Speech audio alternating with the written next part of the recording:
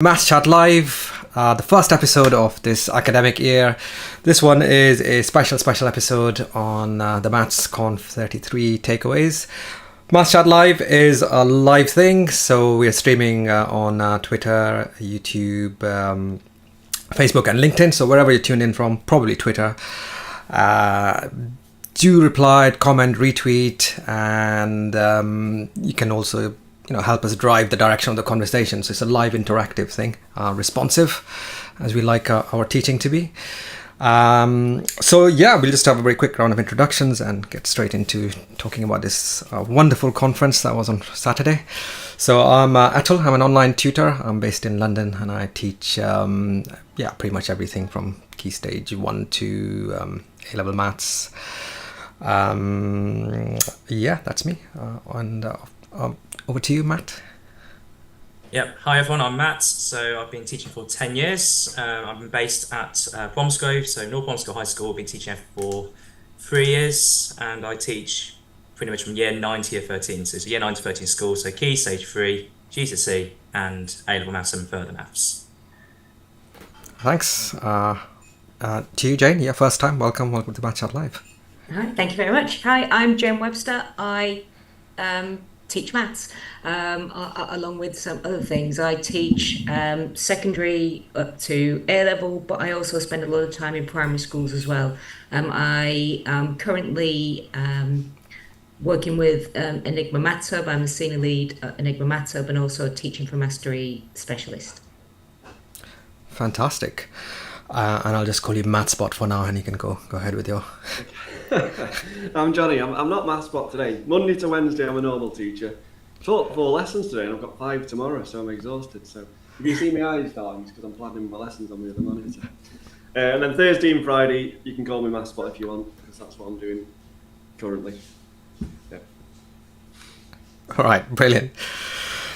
Okay, so just this is sort of free for all, really open ended. I thought we could just start off with sort of overall thoughts on the day, how you found it. I know I certainly come back after it absolutely buzzing, like full of like absolute enthusiasm.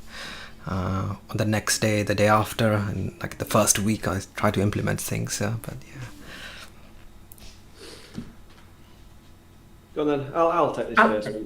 Well done, Jane. You going to go? Yeah, go on, I'm happy to. Yeah, I always get so excited at MathsConf, and yeah, for probably a long time afterwards as well. And just before we came on here, I was looking up what other people have been putting on there. Because the only annoying thing about MathsConf is you can't get to see everything. But what I really liked about it was the connections between all the sessions. So I'd delivered my session, the first session on multiplicative reasoning, and then I went to another session on proportional reasoning, and the same messages and the same ways we were going about using ratio tables. I think that excites me, because being surrounded by people who think in a similar way, and you just want to stay forever and just chat chat to people. Johnny, I think I chased you out of the building saying, I really want to speak to you. You've been trying to talk to me all day, and like every time I nearly had a conversation with you, someone else would barge in and take your place. So sorry about that. We'll have a proper conversation. We'll have a chat.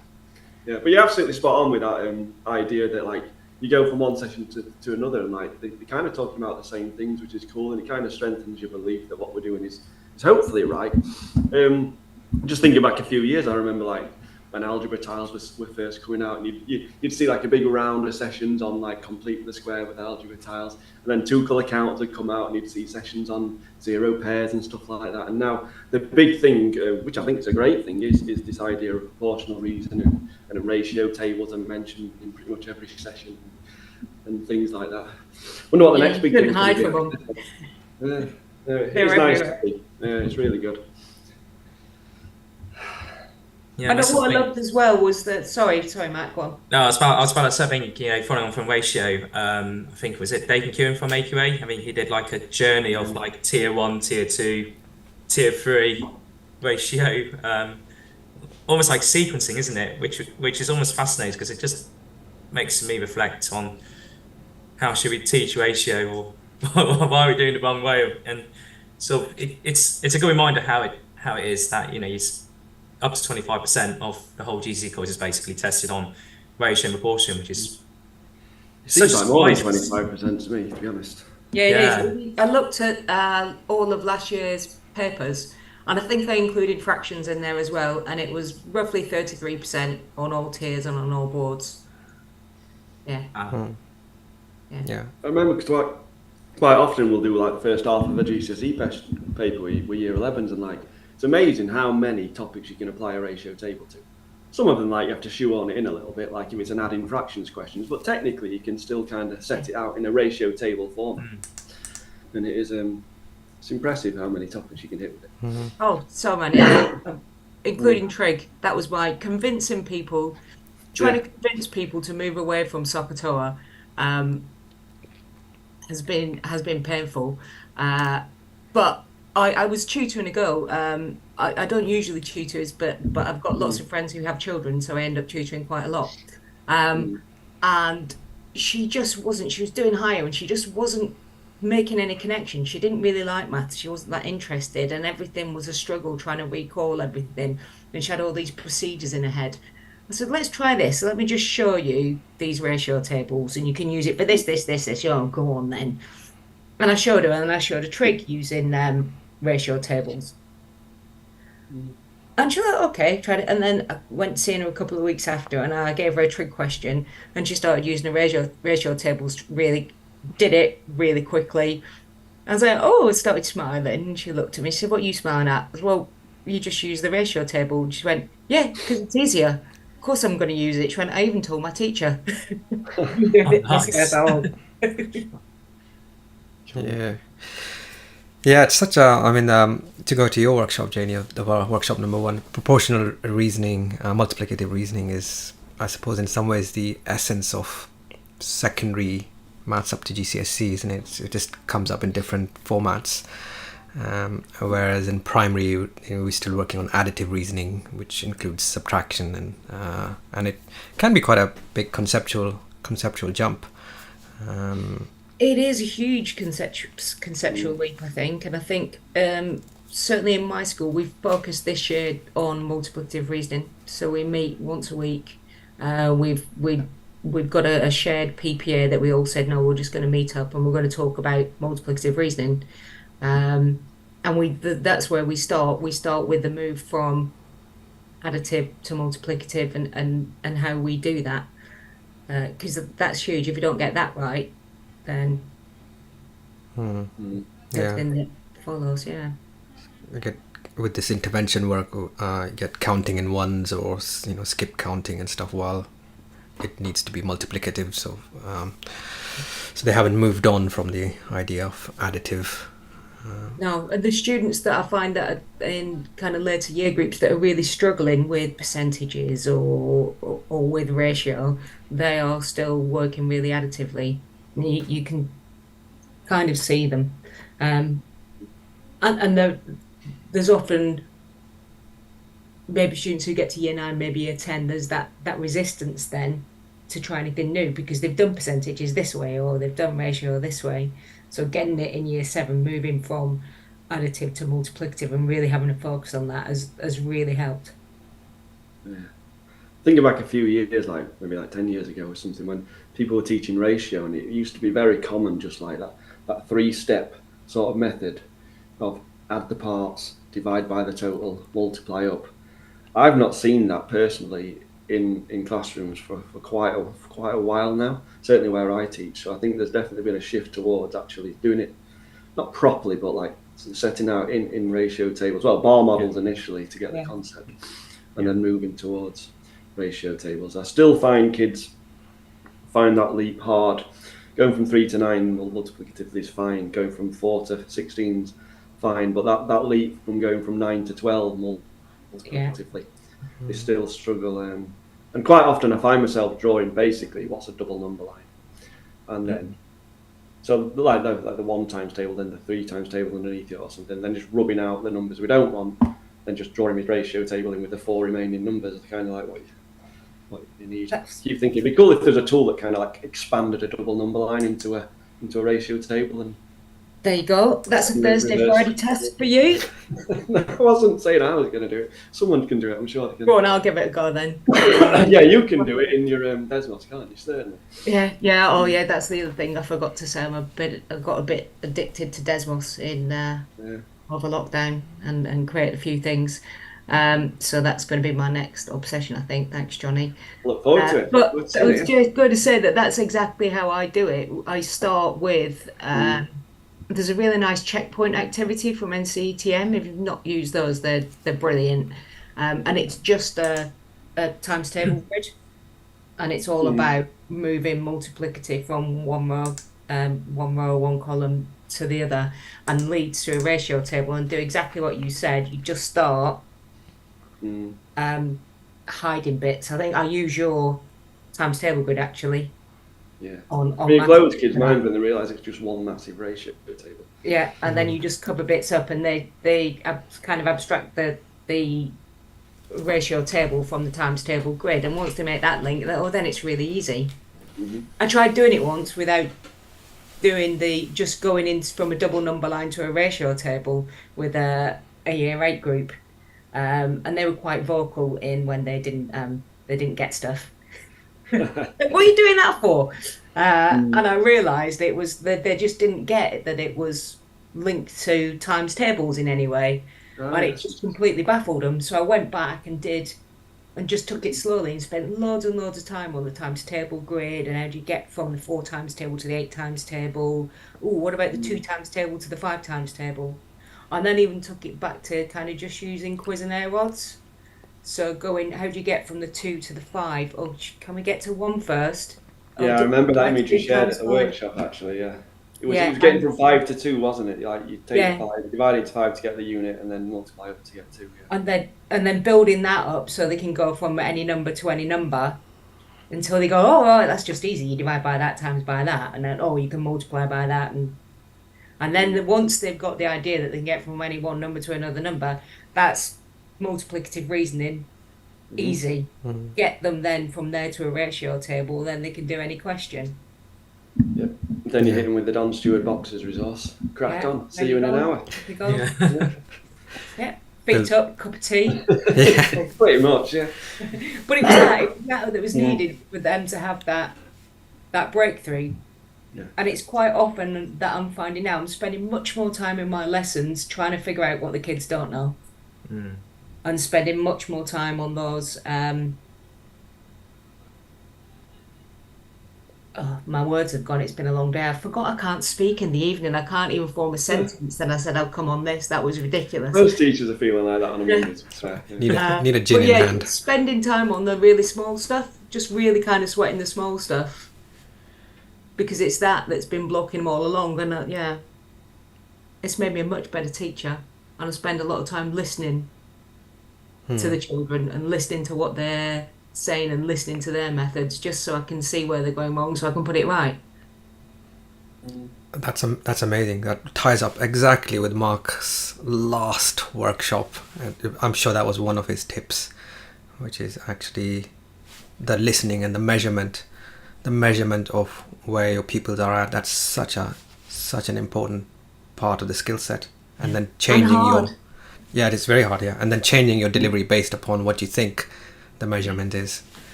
I wish I was there. I was doing a workshop at that point. Was you on period 5 yourself, Matt? Yeah, it's almost like, I was like, is that the graveyard slot, or is it the slot where I was talking to one of the Celtics, and like, what's going on with all these speakers, during period 5? Like, I'm guessing all of us just wants to go to Mark. Almost all the best speakers last. Not that I'm being biased. It's like, that's to try and make sure people don't actually leave and take the train back home. Yeah, it was very entertaining. And as always, he has this habit of posting a question and flooring almost everyone, because nearly everyone gets it wrong. And then you realize, this is something very simple, I don't know. Tip number one.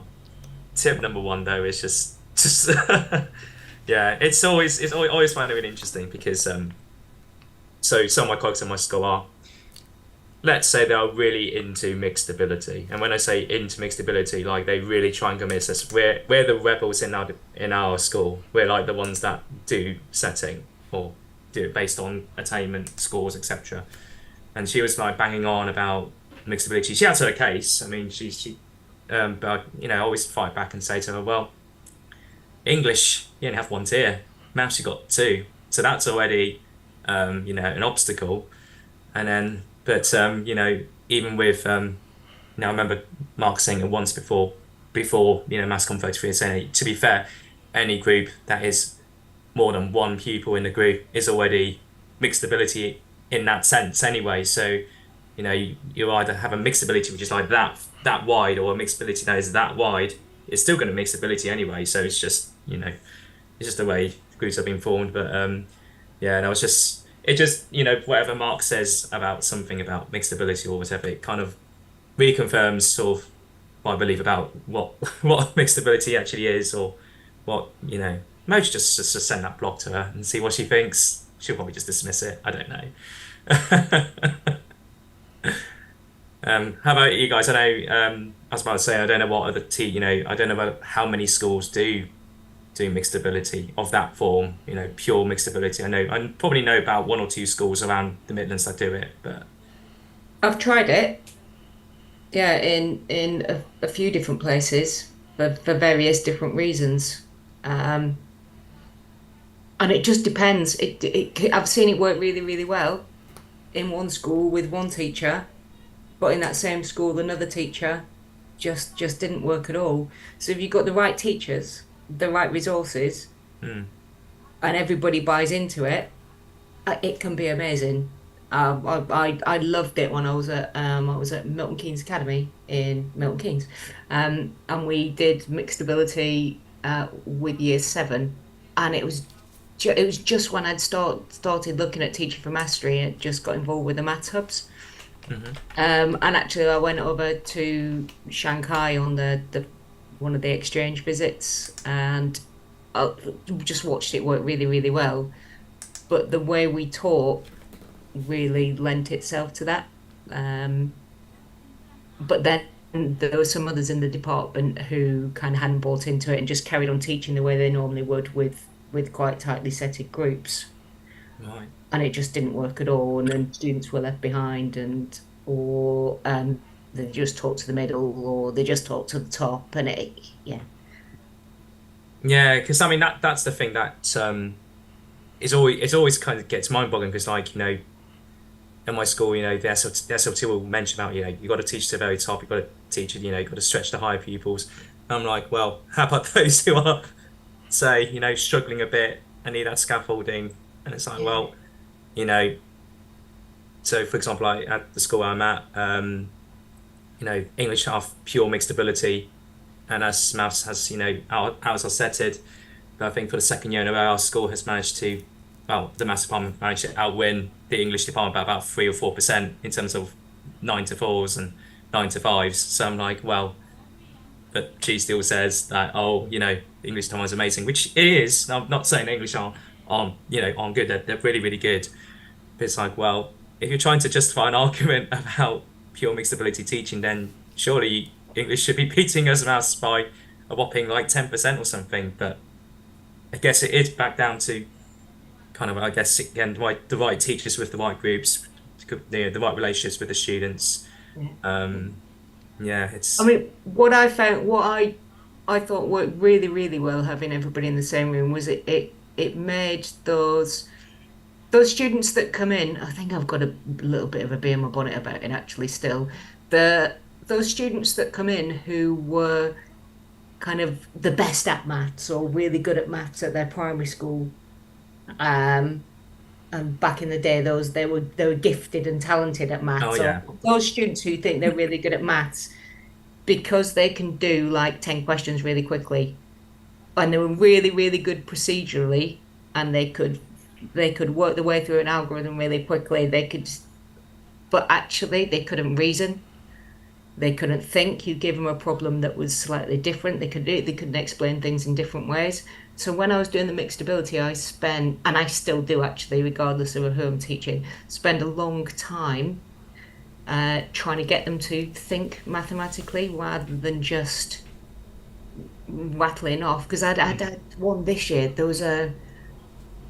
We were doing percentages, and I had a student, and she was clearly loved maths because she was really good and really quick at it and was really good at it at primary.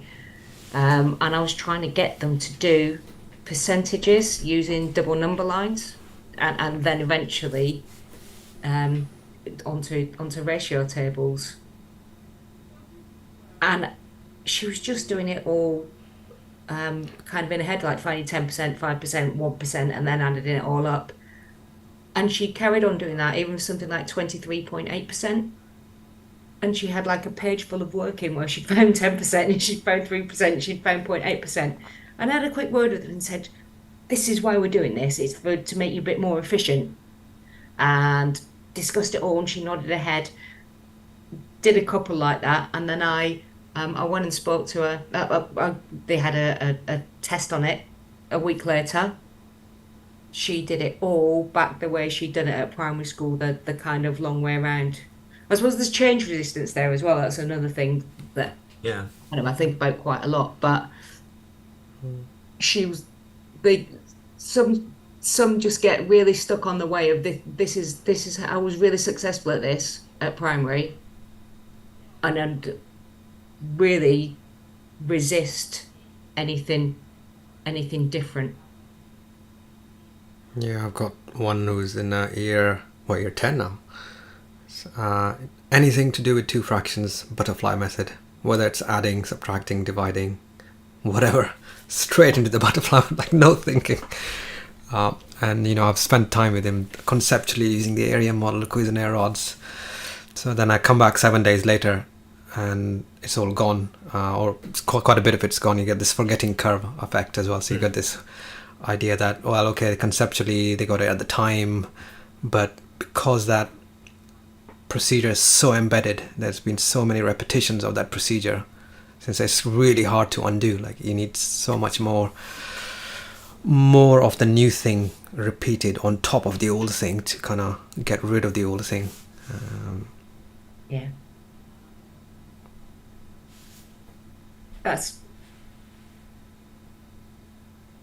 I talk to people a lot about that at the moment, particularly with the year sevens, getting them into new ways of thinking and new ways of working, and how you can convince a student that they need a different method or they need a different way and that theirs is inefficient.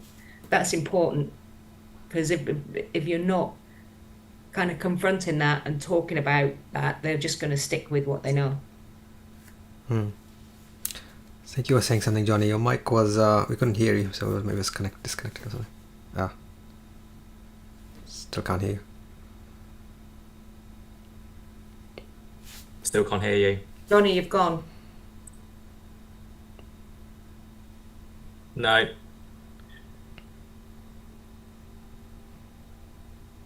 Okay. Oh, well, Johnny will work on a fix. It's connecting to audio. Right. Can you hear me now? Yes. No idea. I've not pressed anything, so not sure what's going on there. Oh. Yeah.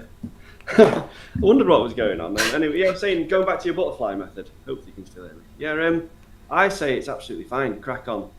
Use the butterfly method. Like 301ths plus 7 404ths. Go and use the butterfly method.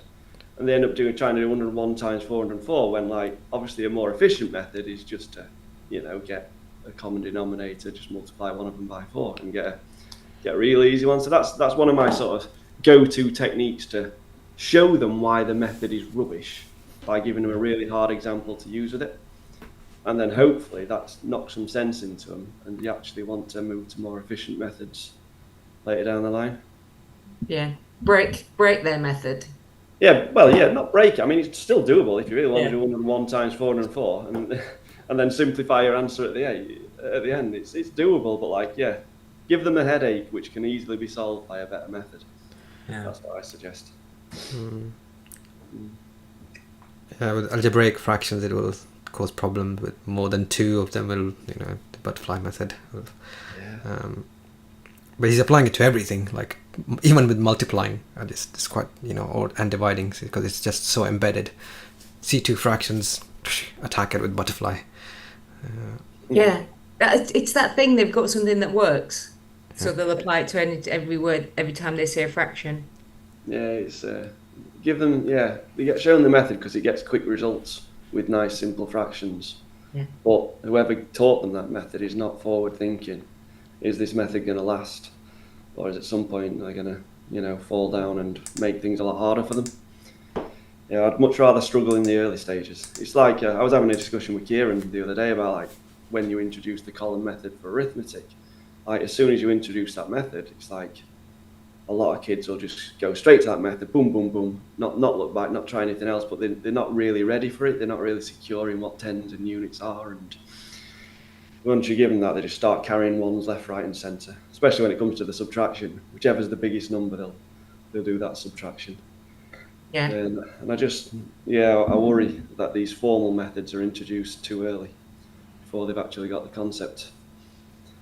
If we call in butterfly a formal method, I'm not sure if that's I'm not sure if I can even qualify it as that. It's a method. I find exactly the same, Johnny, with when they come in year 7, they're really good procedurally. They can add, subtract, multiply, but they've no idea that actually that's a place value table that's hidden in. When I taught like that mixed ability class I had in Milton Keynes, we went back and we got the Dean's blocks out, we had all sorts out, we had place value tables, counters, all sorts of things out, and I said, right, you've got to show me this in like 3 different ways. And it was then that they started going, oh, that's what's going on. That's why I do that. And once they got that and they could show me in 2 or 3 different ways, all right, then you can go back and you can use your column method, because then they got it. And it really helped those students kind of at the top end who would just rat along with that. It really helped them to reason mathematically, because they had that conceptual understanding. The ones who just at primary school just could copy it down and do it, then they had they're like, I get what's going on now. Right, now I'll use it because I get what's going on, and it just leveled the playing field with them all. But then we were able to go on. My favourite thing ever, my favourite maths moment ever, was having a year 7 class. It was a different class, but a year 7 mixed ability in there. And straight afterwards, I had year 13 maths. The exploding dots, James Thompson's exploding dots. I was playing around with that at the time, and so I had this class of year 7s. They were looking at dividing, so they were dividing in base 10, just with the grouping of the counters. Then they were dividing in different bases, and I had one girl in the class. She'd moved on to base X and started looking at dividing with base X. So when they walked in, she was still finishing it because I'd like got her to do a little poster of what she'd done. And the year 13s came in, what's she doing, miss? I was like, she's doing polynomial division. And they were like, what? But we're doing that. And they just, because she was only a tiny little thing, and they just pounced on us like, show us what you're doing. And so she did. She just sat there and talked them through polynomial division with some counters on a place value chart. And they were like, why do you not teach us like this? This is easy. But once they had that conceptual understanding of what's going on with place value, base X, off you go, I can divide. Should have liked my session. I finished with a bit of place value chart and base X. Yeah, I did loved the it. classic 1089 task. Was you in my session? I can't remember. Yeah, I was there. Yeah, I did the 1089 tasks for those people that weren't in it. And like at the end, we proved in base X, you always get the result 10, 2 less than the base, 1 less than the base. And yeah, we're just messing around with a place value chart and we're just doing column addition and subtraction, but in base X. But it gets you thinking, doesn't it? That's why I was chasing you. Ah, yeah, that's right. I want to talk to you more about that, because I've been doing since that moment a few years ago with that girl, and to now I've been thinking along the same lines as you have, I think. So Cool. beware, when I catch you, you're going to be sat down talking for a long time. Right, okay. Maybe not tomorrow because I've got a busy day tomorrow, but yeah, maybe Wednesday. Catch me on Wednesday. Okay. I'm hoping Charlotte does eventually run her place value presentation. What's the Yeah, point? if she didn't break her arm, that'd be useful, wouldn't it? So that would be place value in more depth, and presumably the point is the sort of the base point or the radix point or the decimal point in base 10 and fractional place value. But I really look forward to it when that one happens. It'll be good to change topic. Because it's like always about half an hour. What do we think about just have your opinions? Because I was discussing with Tyab and a few others about the new level 2 extended qualification from Pearson. Had a look at it much in detail, or I've not had a chance to have a look at it yet, so I'll be really interested to. have you, Johnny, or at all? Me neither, I'm afraid. No, Sorry. still slogging So, through. I'm guessing have you? So you're sort of familiar with sort of the AQA level 2 further maths qualification, or? Yes, I got some tuties doing Yeah. that one. Yeah, it's a nice, Yeah. nice So stretch. Yeah. so what like Alex were doing, because I went to the workshop, so it's like workshop number 2, and it was some very interesting discussions. I think there's about sort of 20 of us that were there, and it was Fiona who was sharing about this new qualification, which is sort of, I suppose it's meant to compete against AQA, because it's gone almost kind of like a monopoly with AQA with level 2. I guess OCR with it's kind of, their own level 3 one, but that's a bit of a different kettle of fish. But it's like essentially with the LXL one, it's meant to be this sort of bridging between GCSE and A level. So it adds a little bit on to GCSE, but it's not like so like with the AQA syllabus, you're adding in stuff like calculus, so like differentiation, and you're adding a bit of matrices, you're adding a bit of A level further maths into it. Whereas like the LXL one is more, in the words of some of the people, they were saying like, is it just basically like an extended, just top end 7 to 9 paper, plus a few little bits. So I think I've seen the draft papers and seen a bit of the SAMs, and they're including a bit of stuff on, like a little bit about the binomial expansion, but like using Pascal's triangle. I think in terms of transformation of graph state, adding in stretches, which was I believe that was in the previous GCSE spec or something, and just slightly harder surds, slightly harder algebraic fractions, slightly harder everything, and that's like What do you mean by slightly harder? yeah, so it's basically like GCSE but slightly harder. That's kind of what it is.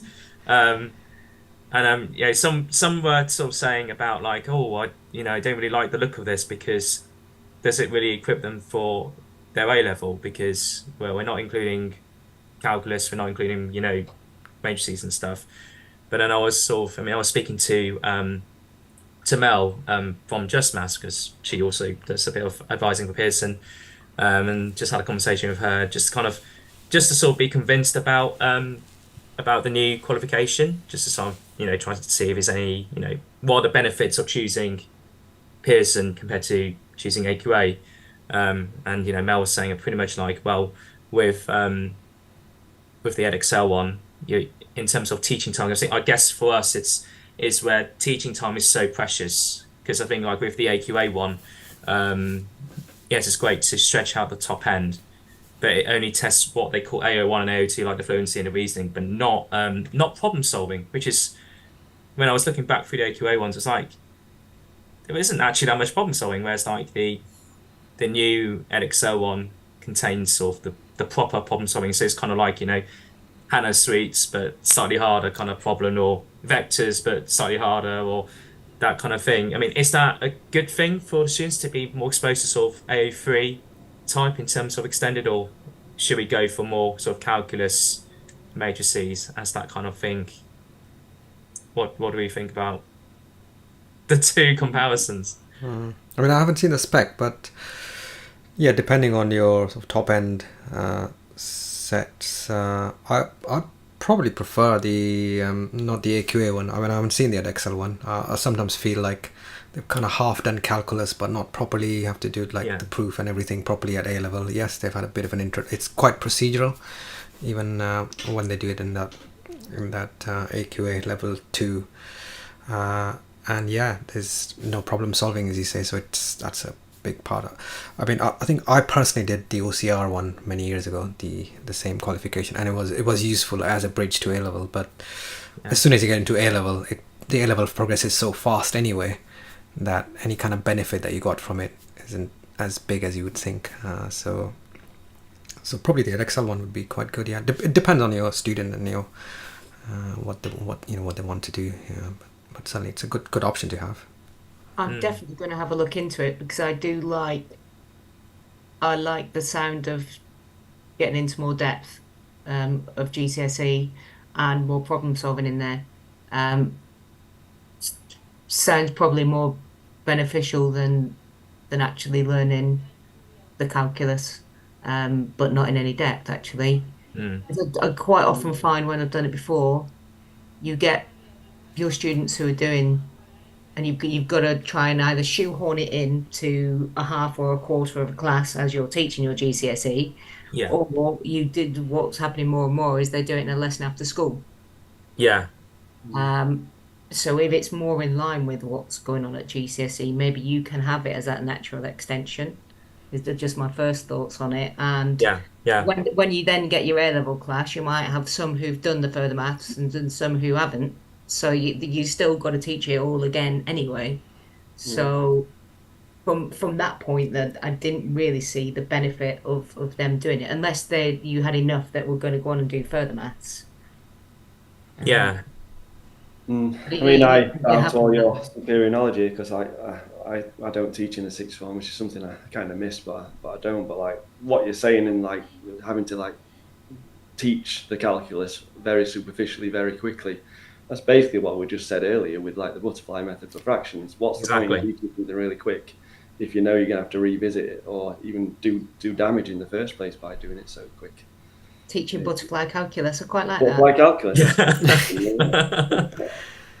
Yeah, well, it's the same idea. It's just further down the curriculum, isn't it? Like, Yeah. Teach everything right the first time if you can. Calculus Absolutely. is also in the Edexcel International GCSE, which is obviously it's done in international schools and some of the public schools. I find it completely pointless, the calculus they do there. I mean, they only do differentiation and just at best to like find maximum and minimums, and that's really there's no point in it because it's not calculus as far as they just taught the procedure. So. Is that the A spec or the B spec? Or I think it's the A spec. It's the more common one, isn't it? Though. yeah. Yeah. Oh yeah, the A spec does contain that, which is it's so weird. I always find it's just so weird how there's like A spec, B spec, further pure. Because I looked at further pure. Because because I was assuming when Edexcel were announcing this excellent thing, it was more like the further pure international GCSE. I'm getting very nerdy here, but it's almost like AS. It's almost like the AS paper. You look at the international further pure GCSE paper. It's very, very ASC in that sense. I'm like, well, what's the point of doing that? Yeah, it's a very big stretch. It's much more than I feel. It's more than the AQA one. Yeah, like what's the point of doing that? I mean, it's great. It's great to prep for the year 12 students, like giving them a kind of a GCSE style one for the year 12s. But is it good for the year 11s to be exposed to that? And I guess again, it goes back to context of the group and where do you want the group to be? Because international audience or particular countries completely different to, say, here in England, where we're more not necessarily into procedural, but more into sort of we want to go more into deeper understanding as opposed to being shallow learning. Well, not being shallow, but being more deep in what we're doing. Yeah, it feels to me just like kind of how it used to be, where it's just keep moving them on. Oh, look, they're doing year 8 stuff, they're doing year 9 stuff in year 2, or that's ridiculous. But just moving them on to the next thing without that depth of understanding. We've moved so far away from that now. Yeah, it does remind me of Joe Morgan's. Was it MassCon 32? Was it 32? I think she did acceleration without depth or that kind of thing. Mm-hmm. Yeah, that was really good. I found it really useful. I think you were there, Johnny, with that one, were you? Or I was on that one. Yeah, I think I've seen quite a few of Joe's sessions are based around that kind of theme of like, you take a topic like expanding out a single bracket or one law of indices. There's so much you can do with just that one topic. you don't have to smash through multiplication law, division law, and power law all in one lesson, and that's indices kind of done. You could spend a week if you want just on the multiplication law, because there's so much to do. And she always shares a load of resources to say actually how you can do it. Yeah, I quite like Joe's sessions. They're always really good, and you always have a ton of resources, so you don't have to find them yourself or make them yourself. Yeah, I've just written that down. I'm gonna look back about that, because part of my with kind of working with the maths hubs and looking at teacher mastery, it's always a huge thing where people say, but the curriculum says I've got to, my scheme of work says I've got to do this in 2 weeks. My heart sinks when I hear that, and I hear teachers just so stuck to a scheme of work that it stops them teaching the maths properly. And getting teachers' mindsets into the thought of like, okay, you've just taught, say, linear nth term, and you've got some early finishers. The natural extension is not quadratic nth term. No. There's a lot you could do with linear nth term, like tell them what the sum of the first 5 terms are and tell them what the third term is. Can you work backwards and all sorts of stuff. I know, like, I banged on about completion tables for the last year of my life. Completion tables are great for that. Depending which columns you give them, you can make linear nth term quite a challenging topic. Yeah, is that a case of, like, I'm just trying to think of, say, typical teaching, in terms of, I think that's all. We go to mass comps and we get in this amazing quality CPD from teachers from all over. There's no party line, but like those who might be more, say, perceptive to go to these events or something, or as I said, more resistant to change, or those who are probably more like ECTs with less experience or something. It's always those, a few of those that kind of, I guess they struggle to think about, not struggling, but not necessarily use the time to think about how do we go into depth, or do we think about what topics are associated. Like, for example, with linear M term, so many things go with linear M term. You go so deep with that. I mean, you can go for weeks on end with it. You can even talk about dynamics and everything on that. Yeah. It's easier for an experienced teacher who's been doing it for a long time, or somebody who's kind of had time to really look into it. I think I spend hours planning hours now just because I love it. I love learning more about maths. Enough about me being a geek and just spending all my time doing maths, but for an ECT, their first 2 years are just crammed full of stuff to do. Yeah. And within that stuff, none of it is about teaching maths. None of it is specialist knowledge for teaching maths. And they need that. I remember I'm working with some ITT students this year. I worked with some last year as well. And I remember when I first started teaching maths quite a while ago, and I just taught it the way that I'd been taught it. And I probably did that for maybe 15 years and picked up a few things along the way. And then I had time just to stop and think. And when I started working with the maths hubs as well, and just really thinking about what I was teaching, why I was teaching it, how I was teaching it, and thought, maybe I'm not this brilliant teacher that I thought I was. And just rethinking it all. And for those, it just feels like teachers, they don't have, if you're in the classroom, you don't have time to stop, think and reflect about what you're doing and why. And it's really, really important to do that. And I know from kind of working with maths hubs, trying to get a secondary teacher out of the classroom to do some CPD is an absolute nightmare. They just you a maths. I understand. You've got a maths teacher in front of some children, and you're a head teacher. You're not going to let them. You like tie them to the chair, and you're staying. But that CPD is still so important.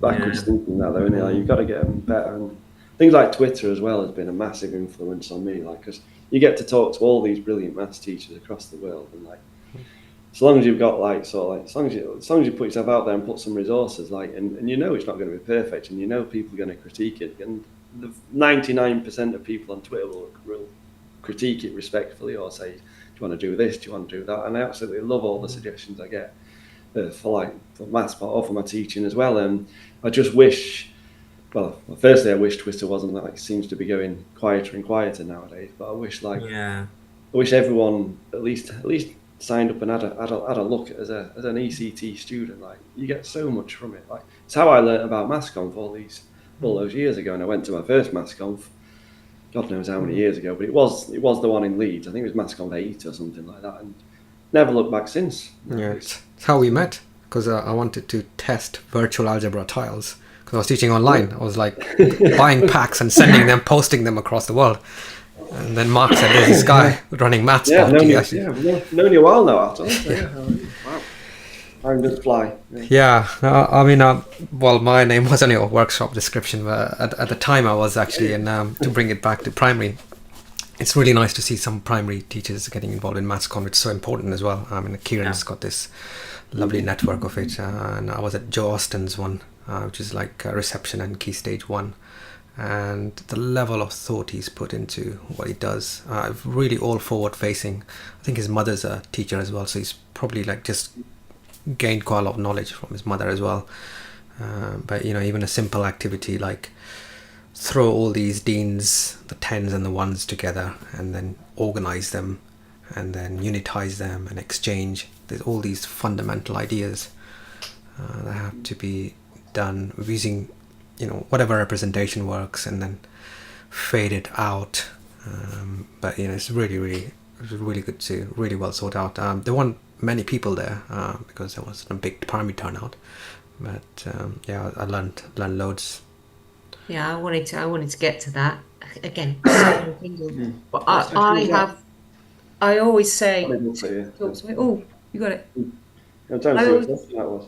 Oh, session 2 it was. Yeah, it's your session. Yeah, it's clashed with yours. Yeah, sorry. Yeah, I was in yours. I always say to everybody now that I've learned more over the past few years from looking at what's going on in primary, and that's helped me be a much better secondary teacher. And what I've found is that the stuff that's going on in primary links more closely to A level than a lot of the things going on in secondary. All right. Yeah. That's a big claim.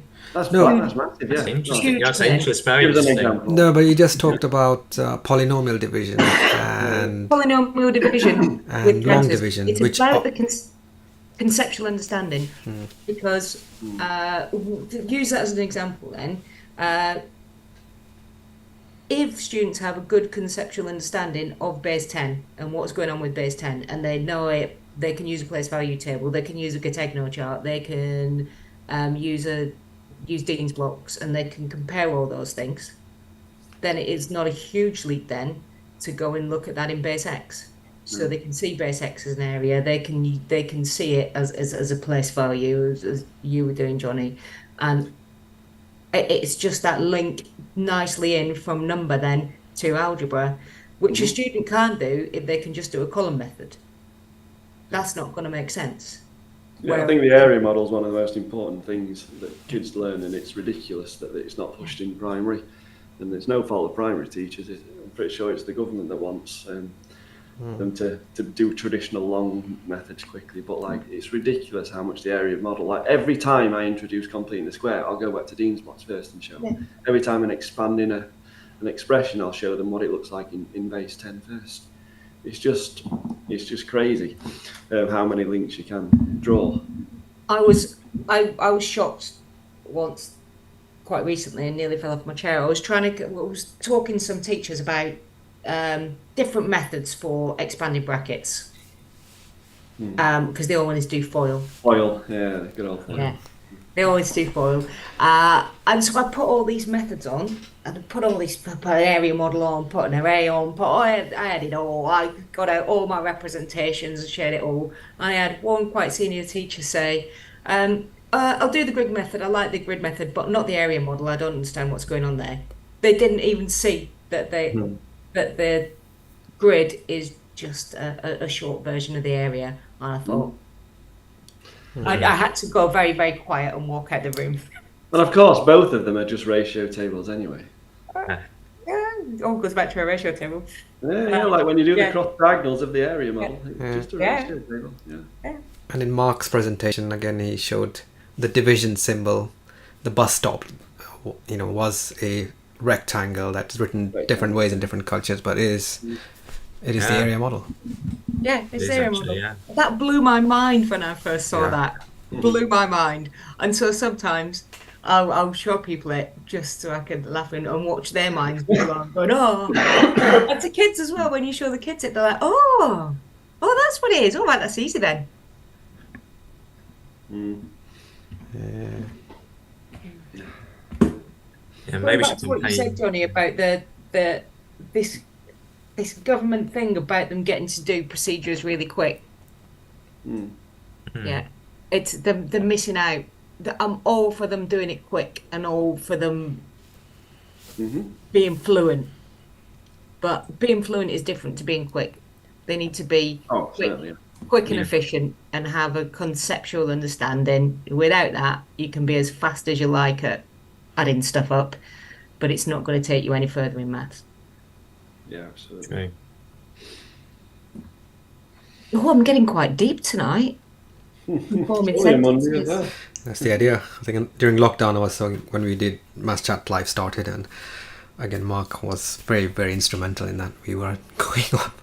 We started one with a prompt like, why do children? Like, some children can't think of conceptually beyond 100%, and that led to like a three-hour discussion around the proportionality, fractions, and multiplicative reasoning. So these things are very complex, and it's taken humanity thousands of years to come up with the ideas, come up with the symbolic representation, come up with fluency. So it's bound to be. I think. And I think that's why I love Maths Comp, because I get time just to sit and chat and think about maths and think about how other people are doing it. And there's Yeah, I agree. something for everyone there, because it's like everyone's on a different developmental stage of what they know and what they don't, and it's good to see things like the old favorites, which we now think of as old favorites, like algebra tiles, for example. So there's, for someone else, it's brand new. For someone else, that division symbol meaning this is brand new. And I mean, I asked in my session how many people have seen 1089, and probably only half of them had seen it. So for the other half, it was something magical. And I said for the other half, just humour me for 5 minutes and enjoy it. But yeah, and don't forget, we're kind of like, I don't know how you find out about Maths Conf. I'm guessing the vast majority of people that go to Maths Conf are also on Twitter. I imagine there's a huge correlation there. And then you imagine what percentage of maths teachers are on Twitter? I don't know, 1%, 2%? It's Probably not very many. small. Yeah. Very, very So, small.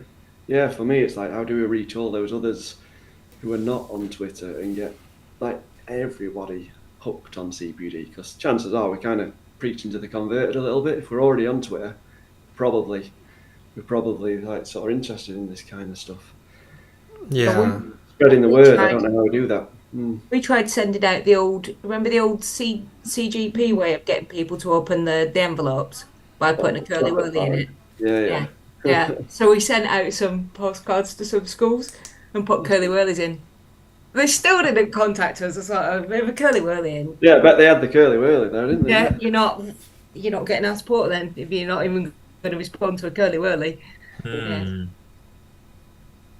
Maybe it should be on the teacher standards that you have to be on Twitter. Every ECT it has to be on Twitter. In America, you have to stamp a certain amount of CPD hours. If you like in the States, CPD works a bit more like that. I think you have to like literally get it checked off. You have to do accredited CPD hours, and you get to choose your courses, I think, or something like that. Someone might be able to correct me if I'm wrong, but it's totally different in the UK. You can go 15 years without going on a single course in the UK.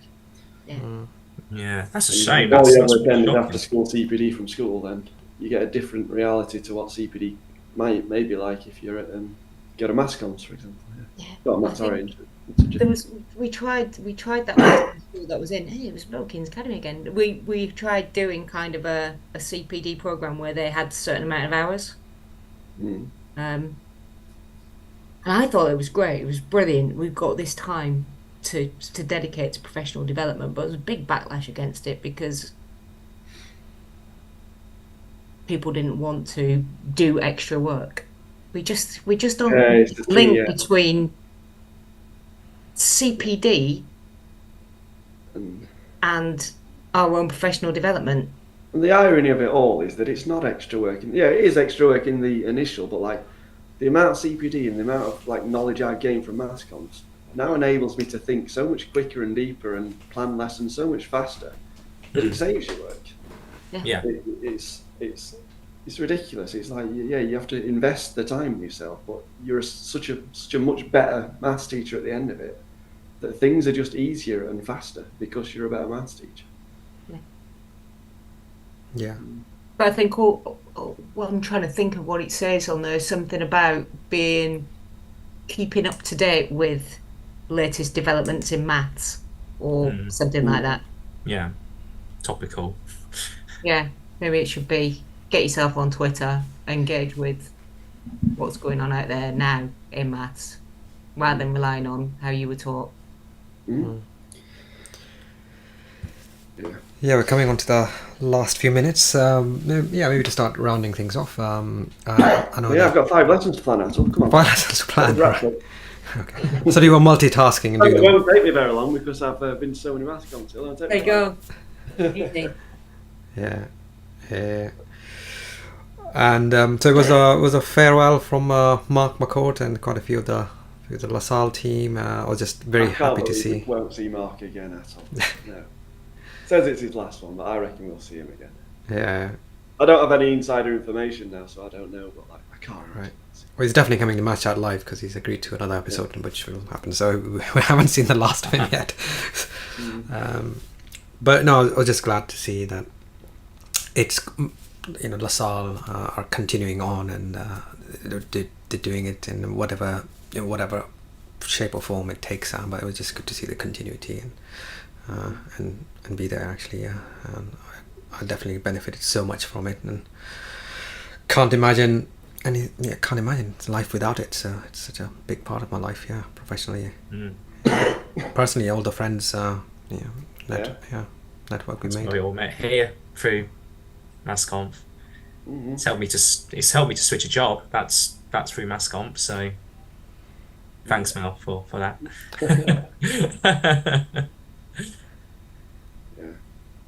Yeah. It's just there's something just really special about spending the time with what LaSalle have done is by organising it on a Saturday and the way they organise it, they attract the people that are really, really into it. They take the time off their teaching, off the personal time, and come on Saturday. So really, the time is the biggest resource, and you take that off and come along on a Saturday. And you never get someone at a MassConf that doesn't want to be there. That's what makes it special compared to maybe some other CPD. Like it's midweek and the kind of schools shipped you off there, but. Yeah, because it's on a Saturday and people giving up their time, it's just full of positive people. You never get a negative person at all. I know Mark joked, didn't he, about like hecklers and stuff, but like I've never seen that at a maths camp. I'm sure it's happened once or twice in a couple of sessions, but 99% supportive and having a great time. Kirsty really co-presented with me, and she'd never been to a maths conference before, and I was like, come and do it, come and co-present with me, you'll love it, honestly, get to maths conference and you'll love it. She loved it. She got off forced day really by me, but just the whole day we've not stopped messaging each other about it. The highlight was meeting you, Johnny. Thanks for the sympathy. Yeah, that's it. She was really good for a first time ever as well. First time. Over there, so next time we'll be doing a solo session, I imagine. Yeah, I'll tell her. You two are going to be like a little double team. We're just going to be a double act now, I think. Yeah. I think Kirsty went to my workshop as well. I think Yeah. did you go? She went to my one, didn't she? Yeah. So I It's think so she nice picked to up. see, like, because obviously I've been to Mascon for years, decades now, and then to see people like starting their career, and then a couple of years later, oh, I'm thinking about doing a session, and then they do the first session and they're terrified, and then 5 years later they've done 10 sessions or something, and like they're just like part of the circuit now. It's so nice to see people just like develop like that. It's good. I must have done about 10 now. Now I Yeah. think I'm almost 10. I reckon if I'm not 10, When yeah. you've lost count, that's when you know you're like, you've Yeah. done enough. Yeah, I was trying to do that list of like these are the mass comps I've delivered, and like wait, I can't even now. I can't do a 10 now. That would be too long. It'd be too much on one slide. See, I came late to MathsConf. I've done, I think I've presented at two, and I've been to another couple as well. I've seen Um, both of them. I think Jane. It was in Gloucester, wasn't it? The first it one. was in Gloucester, yeah, because I saw Mr. Mathsbot watching me, and I was terrified. Yeah, it was, Oh god, that's ridiculous. but it was great. But it feels like you're just with friends, just Yeah. because everybody thinks like you. It's Well, amazing. basically, you are with friends after a while. As soon as you've seen them for a couple of times, like some of my best friends now are people that I've met through Mascom. Yeah, Maspot cooks a very fine pizza, I can tell you that. Yeah, you've had a few pieces of mine now, haven't you? Even in the rain. Yeah, no, it's been amazing actually. Just to it's basically a new social network. It's because when you're teaching maths and a lot of people can think, oh, maths, but people who live and breathe maths teaching and totally get your passion is something. It's something just about just being in that company. And you said, Johnny, there's no one who does not want to be there. Everyone wants to be there. Absolutely. It's a special feeling. It's a special place. And yeah, you come home from it, and well, my wife anyway is like, oh, she's back. Exciting, was it? And I'm buzzing, just so excited about. And I'm like, who else can I share it with? Nobody. But being at MathsConf, yeah, I can be that excited about maths. It's like you're given permission to be excited about maths. It's great. Yeah. That's why we did this. I think I felt, Yeah. felt we still needed to get that so far. Just to get that fire ignited, that buzz started. Chances are that you'll not be able to stop them. Yeah. I wonder how many. I bet there's no stats. I wonder how many people have said, right, I'm going to go to a MathsConf, and they thought, no, that were rubbish. I'm not going to another one. Bet it's got to be a small percentage. It's got to be. Yeah. I can't imagine anybody doing that. Yeah, once you're hooked, you're hooked. Yeah, I bet the Salmore of Complete Maths must have some data on like people that have only ever been to one MathsConf. That'd be an interesting stat for them to dig out someday. Yeah. So what's wrong with you? First timers, not for first timers. Obviously, they only gone once. It was nice to see all the hands go up for the first timers on Saturday. It was probably there's quite a lot of 50 time. split, something like that. Yeah, it was good. Yeah, that's the great thing about it because it changes location, so it allows people who look. My first one was MathsCon 10, and it was just it happened to be in London, so I was like, someone told me on Twitter there was a buzz going, and I didn't even know I could go as a tutor. I just kind of just went, and I've been hooked ever since. And, yeah, and then you will travel really far just to get there. You'll get up at like 5 o'clock in the morning to get to Leeds for. I'm not going to Bracknell again though. That was ridiculous. That took me like 5.5 hours to get there. Oh. yeah. Yeah. Brilliant. Well, we can wrap it up there. Thanks again for your time, and I hope to see you again. It's your first one, Johnny and Jane, and Matt. Obviously, you've been on a few times, but I look forward to having you again. And if you're watching out there and you want to come on our Maths Chat Live, you're very, very welcome. Again, it's it's a very no party line. It's a very relaxed kind of chat about maths. People who live and breathe and love the company of others who do the same. Great, so I'm gonna end the stream there, and we'll just have a very quick debrief, and we'll say bye. So thanks everyone for tuning in, and bye for now. So I'll just wave.